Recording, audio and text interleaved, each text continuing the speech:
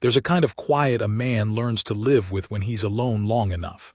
Not peace, just absence, the sound a house makes when nobody's coming home to it. I'd made my peace with that quiet. I'd balanced it in my ledger like everything else. What I owed, what I was owed, what I'd lost and would never collect. And then one gray morning a freighter drove his wagon into my yard to pay a debt he couldn't cover in coin, and he handed me his daughter like she was a sack of grain against the balance. She didn't cry. That's the part I can't forget. A girl handed off like livestock, and she didn't cry. She just looked at me the way you'd look at a fence you were about to climb over, measuring, deciding whether I'd be cruel. I'm not a good man. I want that understood before you go making me one in your head. I've done hard things and I've let harder ones happen. But I have never in my life been able to look at a person and see a number, and her father, her own father, had a whole ledger of her, priced her down to the dollar. What happened after I've never told anybody. It cost me things I can't get back. But if you sit with me a while, I'll tell it straight, the bargain, the winter, the choice I had to make when her father came back to collect what he swore was still his. Stay to the end. The last thing she said to me I've carried 30 years. You'll understand why. The wagon came in slow, and I hated it before I could see who was driving. You learn to read arrivals when you live where I live, a rancher 40 miles from anything, with the San Pedro running thin and the dragoons standing blue in the west like they were keeping score. A fast rider means trouble that's already happened. A slow wagon means trouble that's still deciding how to introduce itself. This one came at a crawl, wheels squealing for grease, and I set down my coffee and went for the rifle out of habit before I recognized the hunched shape on the box. Amos Teague, freighter. He owed me $81 and a Colt, and by my ledger he'd owed it 14 months. I keep a ledger. I ought to say that now, because it's the closest thing I have to a confession about my own character. Every man's got a habit that tells on him if you watch long enough, and mine is that I write things down. Debts, whether the day a cow drops a calf, the day my wife stopped breathing. I've got a book for cattle and a book for money and a book I don't show anybody, and in all three the columns have to balance or I can't sleep. My mother used to say I'd count the stars if the Lord left them still long enough. She wasn't wrong, and she wasn't complimenting me. So when Teague pulled up, my first thought, God forgive me, but my first thought was he's come to pay. He climbed down like a man twice his age, and Teague wasn't old. Drink does that. It ages a body out of order, hollows the middle first. He'd been a big man once. Now his coat hung off him like it was drying on a nail. Crane, he said. Amos, you'll be wanting your money. I'll be wanting my money since last April. I kept the rifle in the crook of my arm, not pointed, just present. Manners out here. You got it. I got better. Now, in my experience, a man in debt who says he's got better than your money has got nothing at all, and is about to try selling you a story. I braced for it. Some tale about a lost load, a bad partner, a wheel gone through a rotten bridge. I'd heard them all and I'd stopped writing them down because pity doesn't reconcile a column. Instead, he walked around to the back of the wagon, and he reached up under the canvas, and he pulled a person out into the light. I want to describe her the way I saw her that morning, before I knew a single thing about her, because the way you see a person before you know them tells you something you can't get back later. She was young. Not a child, a woman, near 20 I'd have guessed, though I learned later that guess was low. She was tall the way a young cottonwood is tall, all length and no settle to it yet. Dark hair in a single plait gone loose at the sides. A dress that had been somebody else's before it was hers, taken in at the shoulders with thread that didn't match. In her face, I'll be honest, my eye went first to the fact that she was part Apache and part not, and my second thought, the one I'm less proud of, was to wonder which of those two things her father was. She had a bundle in her arms. Small, cloth-wrapped.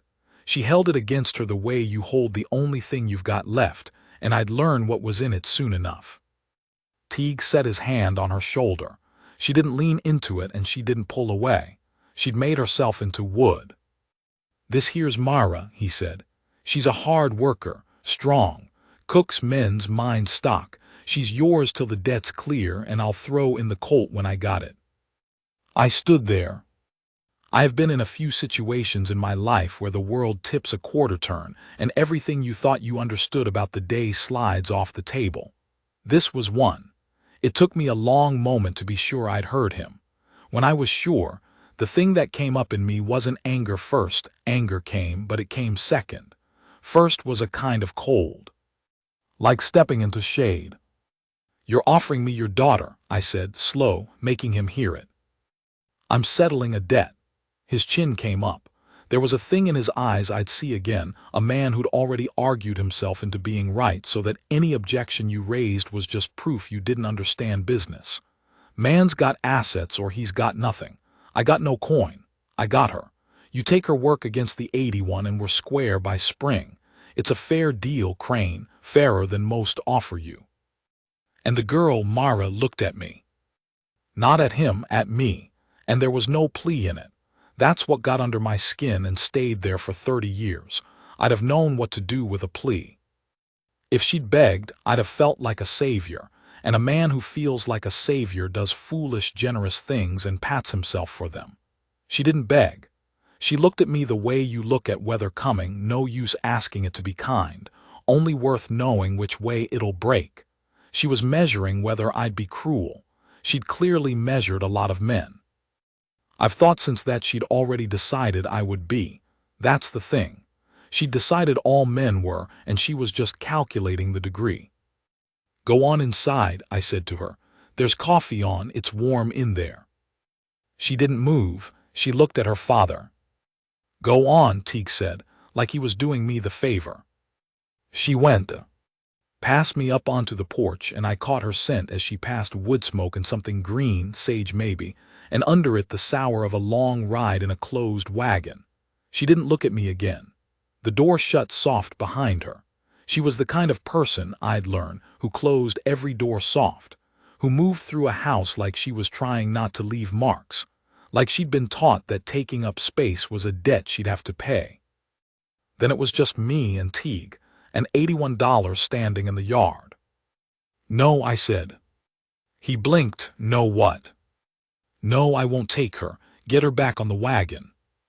Something shifted in his face, relief maybe, that I hadn't hit him, and behind the relief a fast, greasy calculation. "Crane, be reasonable. You want your money or don't you?" "I got no other way to." "Then you got no other way. That's your trouble, not hers." I set the rifle butt down against my boot. "You don't sell a person to me. Not for $81, not for $800. I'll take the colt when you've got it, and I'll wait on the rest same as I've been waiting, but you'll put her back in that wagon and you'll drive her home." And here's where it went wrong. Here's where the whole shape of the next year got decided, in about 4 seconds, by a thing I didn't understand yet. Teague looked at the house, looked at me, and he said, quiet in a different voice than he'd used the whole time, a tired voice, the truest thing he said all day. "I ain't got a home to take her to, Crane. I lost the place in Tucson. I'm sleeping in the wagon. I can't feed her and I can't feed me. And where I'm headed there's men I owe worse than you, and they don't want colts." The cold in me went colder. Because I understood then that if I put her back on that wagon, I knew exactly where she was going. Not home. There was no home. She was going wherever a broke drunk goes to trade the last thing he's got against the men he's afraid of. And those men would not put coffee on and tell her it was warm inside. I stood in my own yard and I did the arithmetic, the way I do, the way I can't help. On one side, my privacy, my quiet, the fact that taking a young woman into a lone man's house 40 miles from anywhere was the kind of thing that got talked about, got twisted, got a man run out or worse. On the other side, what happens to her on that wagon? The columns didn't balance, they never would. "I'm not buying her," I said finally. "You understand me, she's not paying your debt. Your debt's your debt and it stands, but she can stay. She can stay because she's got nowhere, not because you sold her. And she can leave any day she wants to anywhere she wants, and if I ever hear you told a soul I bought a woman off you, I'll come find you. Are we clear?" He nodded fast, already backing toward the wagon, already lighter without her weight on his conscience. "Clear. You're a Christian man, Crane." "I'm not," I said. "Get off my land." He got. The wagon squealed out the way it came, slow, and I stood watching the dust of it hang and settle, and I thought, I have just made a terrible mistake, and I don't know which of the several available terrible mistakes it is. Then I went inside to meet the person I'd apparently just taken responsibility for, and I found her standing in the middle of my main room, not sitting, not touching anything, holding her bundle, looking at my walls. She was reading the ledgers. I keep them on a shelf by the window where the light's good. She couldn't have read the words. I didn't know yet whether she read English at all, but she was looking at the shape of the thing. 3 books, all lines and columns, a whole life sorted into what's owed. And when she turned and found me in the doorway, her face did something small and terrible. It relaxed. Because she thought she understood me now, a man of accounts, a man who'd taken her against a balance. She thought she'd read me off my own shelf, and what she'd read was, "This one keeps track. This one will collect." "Sit down," I said. "Please, you don't have to hold that. Nobody's going to take it." She sat, she kept holding it. I put more coffee in the pot and I built up the stove and I tried to figure out what a man says. There isn't a form for it. I'd buried a wife and I'd shot a horse I loved and I'd told a boy his brother drowned, and none of those had a form either. But at least they had a direction. Grief goes downhill. You just walk alongside it. This didn't have a direction. This was a stranger in my house who believed I owned her, and every kindness I offered was going to look, to her, like the fattening of an account she'd have to settle. So I didn't offer kindness, not out loud. I'd learned that much burying people, that the words don't do the work, the days do. I set a cup in front of her. I sat across the room, not close, and I opened the money ledger to the page with Teague's name on it, and I turned it around so she could see, and I drew a line through the whole entry. $81. The colt. The 14 months. One line, corner to corner. "That's your father's debt," I said. I've struck it. Not because of you, because I'm done waiting on him, and I'd rather lose the money than keep the man's name in my book. You didn't pay for anything. You don't owe me anything. There's no account with your name on it, and there's not going to be one. Do you understand what I'm telling you?" She looked at the crossed-out line a long time. She was, I would come to learn, a person who did not believe things because you said them. She believed them when the world stopped contradicting them, and not 1 second before. She'd been lied to by better liars than me. So she looked at that crossed line, and I could see her filing it not as truth but as evidence. 1 data point. She'd need 100 more. "You'll want your own room," I said. "There's the one in back. Was going to be," I stopped. It had been going to be a child's room once, a long time ago, before the fever came through and took the reason for it. I didn't say that.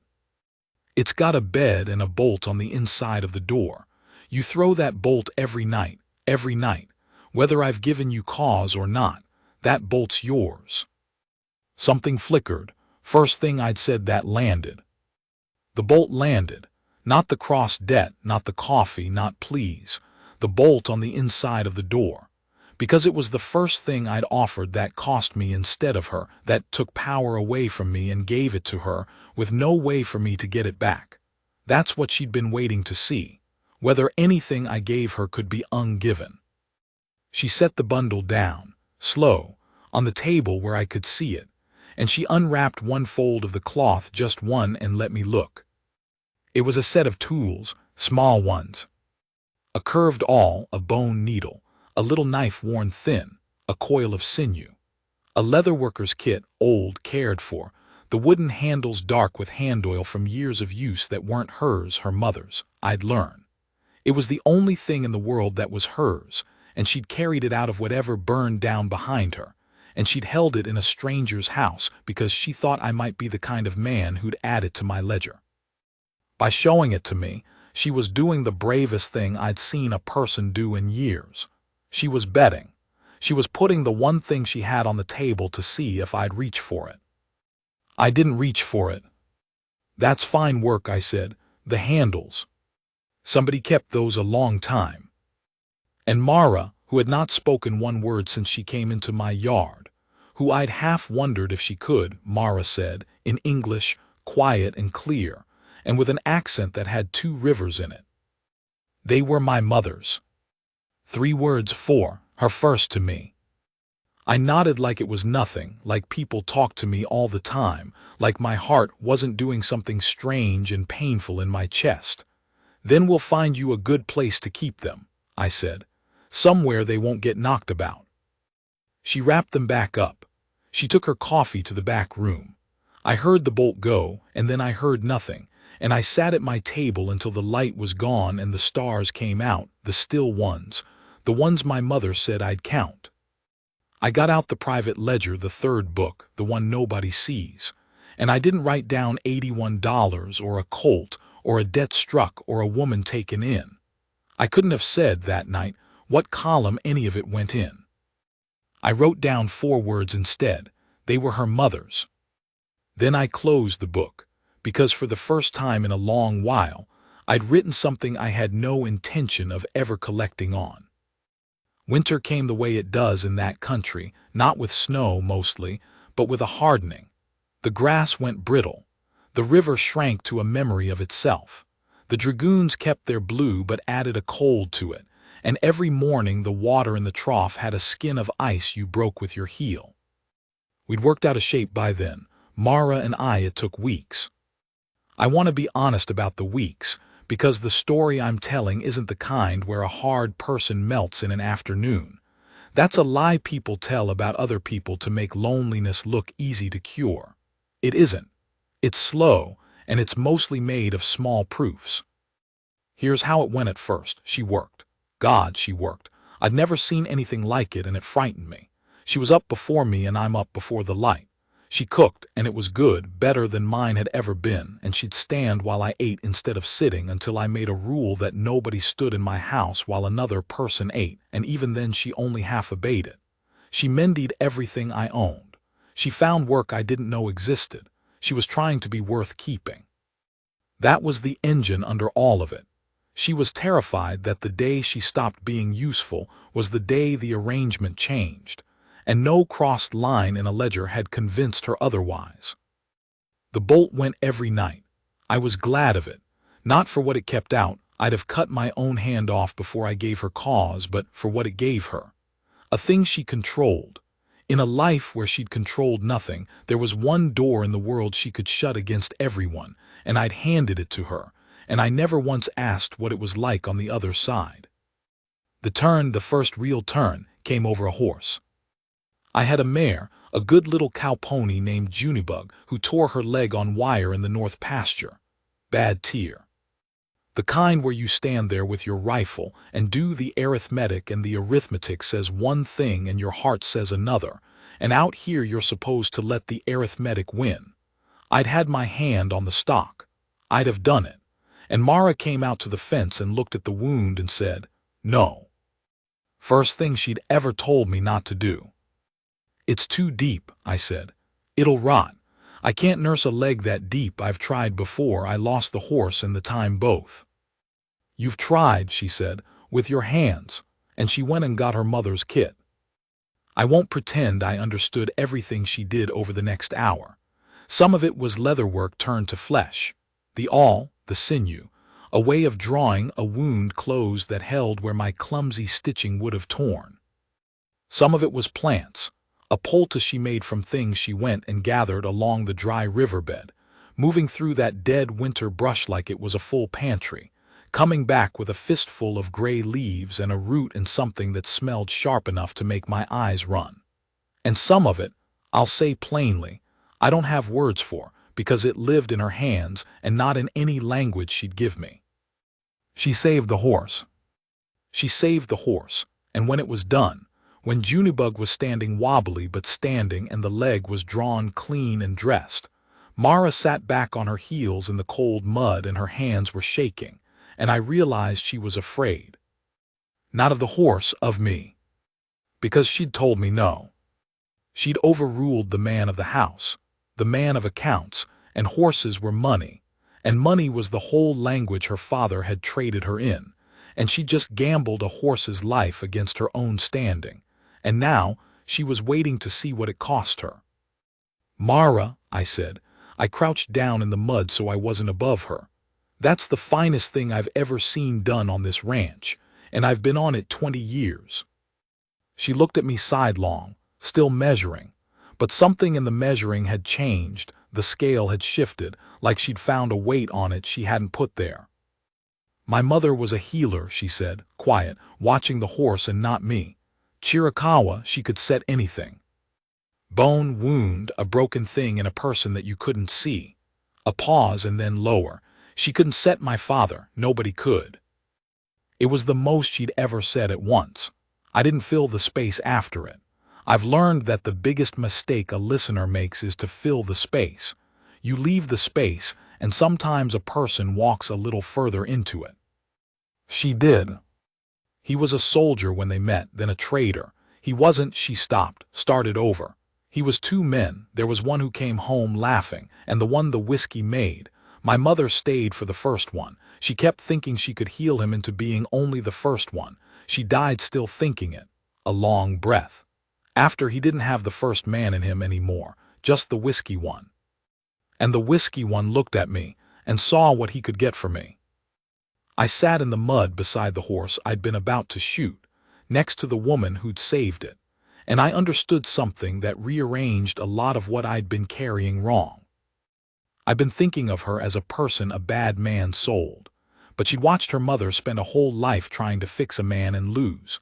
She hadn't just been sold, she'd been raised inside the wreck of the oldest lie there is, that love is a poultice you can lay on a rotten thing and draw it clean. She'd watched it fail on the person she loved most.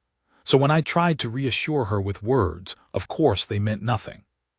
She'd heard a lifetime of a good woman's words break against a bad man, and she'd learned the only true thing: watch the hands. Watch what people do over time when it costs them. That's why the bolt. That's why the struck line filed as evidence and not truth. She wasn't cold. She was scientific. She'd built herself a method for surviving liars, and it was a good method, and I had no right to ask her to abandon it faster than the evidence earned. So I stopped trying to convince her of anything. I just kept adding to the evidence. Winter deepened. I gave her the corner of the main room with the good light, moved my ledger shelf, which tells you something because I'd never moved that shelf for a living soul, and she set up to do leather work there. Turned out her mother's kit wasn't just for horses. She made things. A bridle, first, better than any I'd bought. Then a pair of gloves. Then a saddlebag with a pattern worked into it.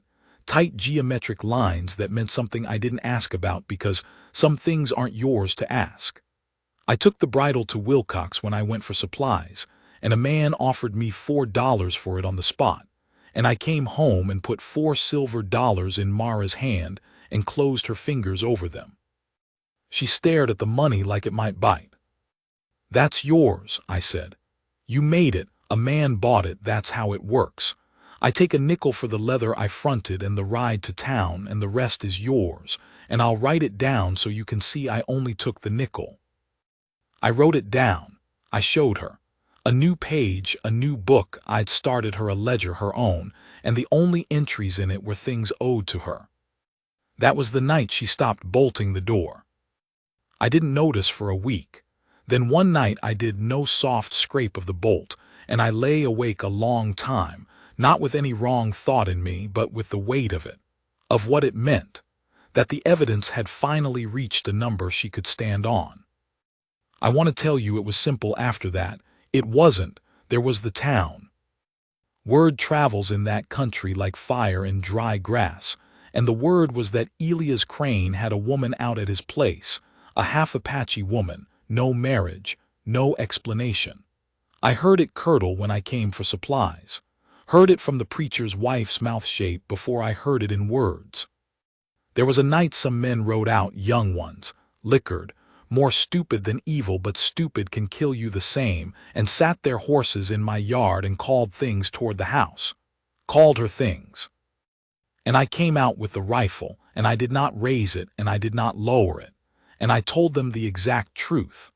That there was a woman under my roof who'd buried more than they'd ever lose, who'd saved my best horse with her hands, and that the next man to say a word about her would answer to me in whatever currency he preferred, and I kept a very complete ledger. They rode off, but it cost her. She heard it all through the wall. And the next morning she was up before me, cooking, working, being useful, being worth keeping. And I understood she was afraid the town would become a debt I'd get tired of paying, and she was trying to pay it down herself in labor, so I'd have less reason to send her back. That was the morning I made the heavy decision, the first of the two heavy ones in this story. I sat her down. I said, "Mara, I'm going to say a thing, and I need you to just hear it and not answer, because if you answer, you'll answer as somebody trying to keep a roof, and I don't want that answer. I want you to know you can leave. I mean it more now than the first day. You've got money of your own and a trade in your hands worth more than most men's, and there's a Chiricahua camp 2 weeks south past the border where your mother had people, and if you want, I'll take you to them myself, my own hand on the reins, and you'll owe me nothing, and I'll strike this whole year from every book I keep. You're not trapped here. If you stay, I need it to be because you waited and chose it, not because the world outside the fence is worse. I won't be the least bad option. I'd rather be nothing to you than that." I meant it, and it was the hardest thing I ever offered anyone, because by then, I'll say it plain, I did not want her to go. I'd gotten so I listened for her in the mornings. The house had a sound again. And I was offering to drive her away with my own hands, 2 weeks south, and come back to the quiet, because a man who's decided a person isn't property has to mean it even when it guts him. She didn't answer. I told her not to, and she didn't, and I was grateful, because I don't know what I'd have done with either answer that day. But that night she came out of the back room, and she set her mother's kit on the table in front of me. The whole thing, unwrapped. The one thing in the world that was hers, that she'd carried out of the fire, that she'd held against her chest the day she thought I might steal it. And she pushed it across the table to me. "Keep it," she said. "Tonight, give it back tomorrow." I understood. Lord, I understood, and my throat closed up. She was doing the experiment one last time, the final proof. She was handing me the only thing she had and asking me to hold it overnight, to have full power over it all night with her asleep, and give it back freely in the morning. Ungiven power returned. The thing her father never did. The thing the whiskey never let him do. She needed to hand a man everything and watch him hand it back. I kept it on the table where I could see it. I didn't touch it. And in the morning, before she was up, I wrapped it careful in its cloth the way she did and set it outside her door. I heard her find it. I heard nothing for a while, and then I heard something I'd never heard in that house. I heard her cry. Not loud, behind the door. The kind of crying a person does when a thing they'd braced their whole life against finally doesn't happen, when the blow they'd been flinching from for years just doesn't land, and all the flinching has to come out somehow. She cried like something breaking that needed to break. I made coffee. I set 2 cups.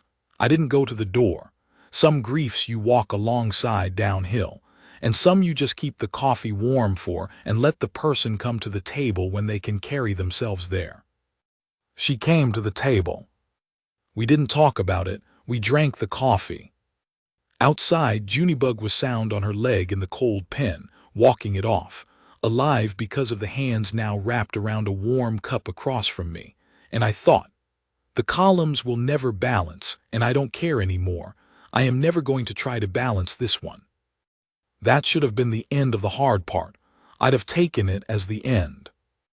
But 3 days later, a rider came in fast, and I told you at the start, a fast rider means the trouble's already happened. It was a boy from the Wilcox Road with a message he'd been paid 2 bits to carry, and the message was that Amos Teague was in town. Sober, they said, which was worse. Sober and asking after his daughter. Sober and telling anyone who'd listened that a man named Crane had taken his girl and owed him for her, that he'd left her as security on a debt. And now he was ready to sell the security proper, and he had a buyer, and the buyer had money, real money, more than a rancher could ever put on a table. He was coming to collect. He was coming to sell her again to someone with a fatter wallet than mine. And she'd stopped bolting the door. He came at noon, which tells you he'd thought about it. A drunk comes when the whiskey moves him. A sober schemer comes at the hour when there's no shadow to hide a man's face, so you can see he means to be reasonable. Teague had put on a clean coat. He'd shaved. He'd become, for the occasion, the first of his 2 men, the one who came home laughing. And that was the most dangerous thing I'd ever seen him do, because I finally understood how her mother had stayed. He wasn't alone. There was a second rider hanging back at the gate, heavy-set, good horse, a townsman's soft hands and a hard little mouth. The buyer. I didn't know his name and I didn't want it. A man who'd ride out to purchase a person doesn't get the dignity of a name in my book. Mara was in the house. She'd seen them from the window. I'd told her, when the boy's message came 3 days back, the truth, always the truth. It was the whole currency between us now, and she'd gone very still and very wooden. All the wood coming back into her that I'd watched leave over the winter, and it near killed me to see it return. She'd built herself into a person again, and here came the man who taught her to be a thing, and just the sight of him at the gate was sanding her back down. Elias, she'd said the night before. She'd started calling me Elias by then. If he has papers, if there's a law that says.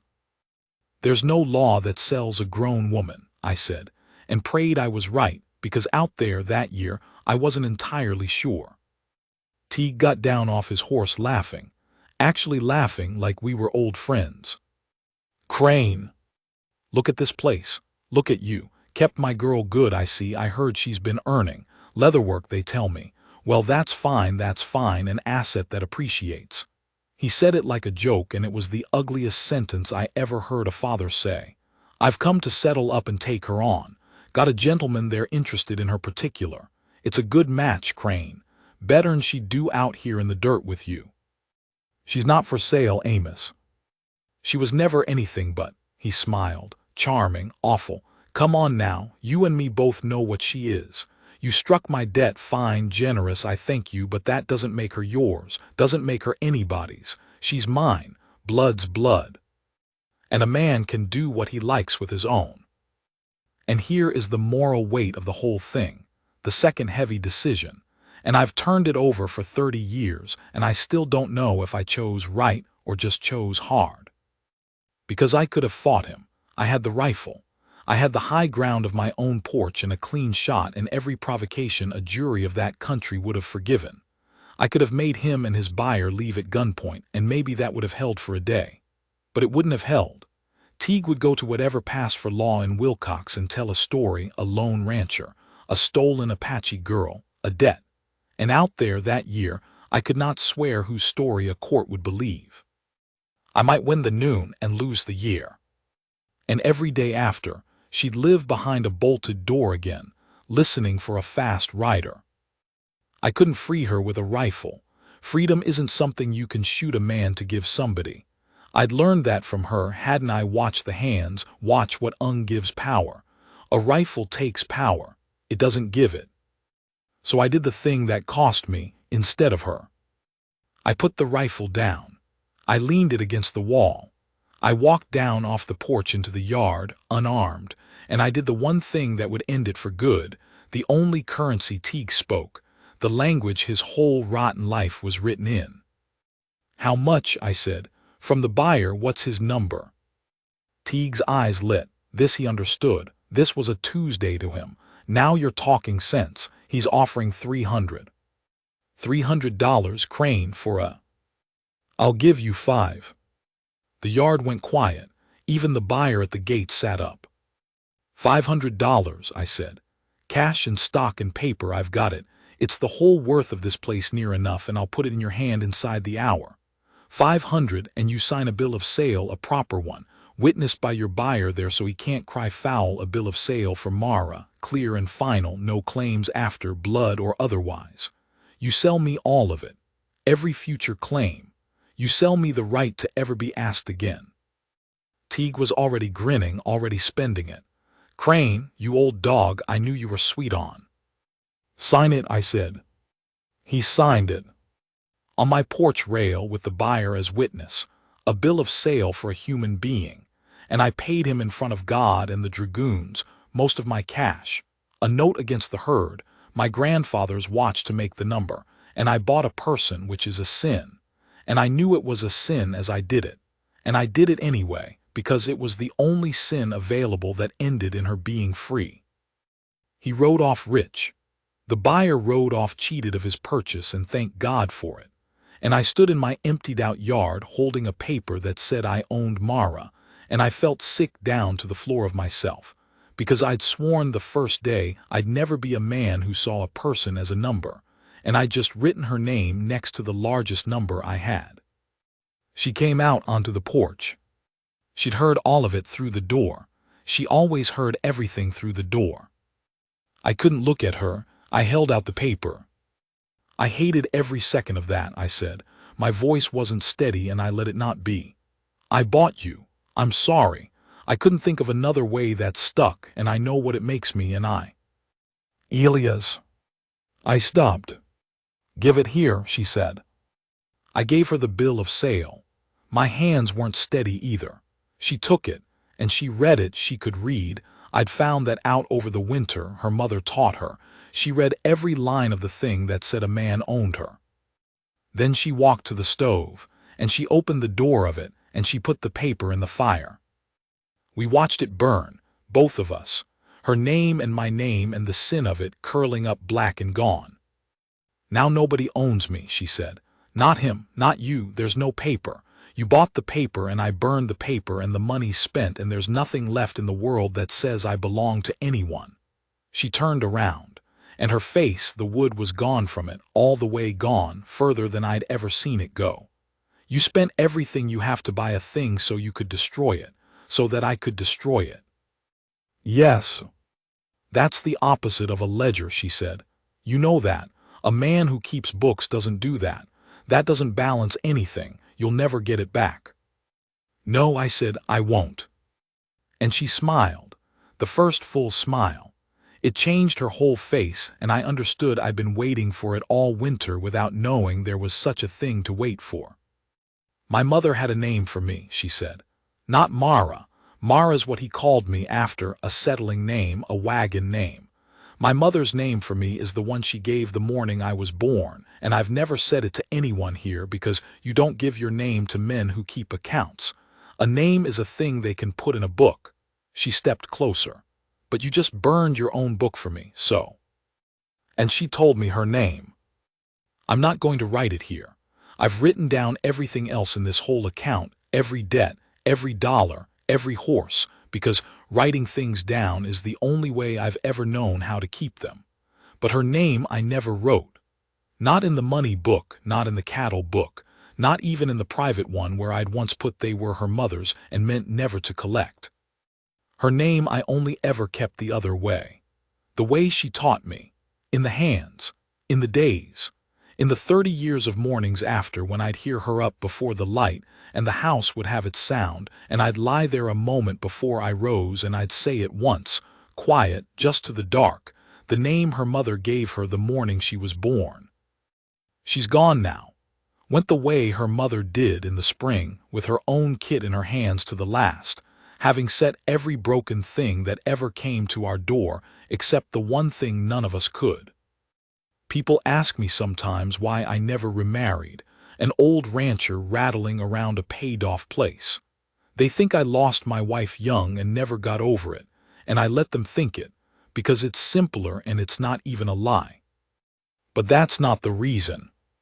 The reason is a paper I burned, and a name I never wrote, and a girl who was handed to me like a bargain by a man who couldn't see her. and who turned out to be the only thing in my whole accounted, tallied, balanced life that I was ever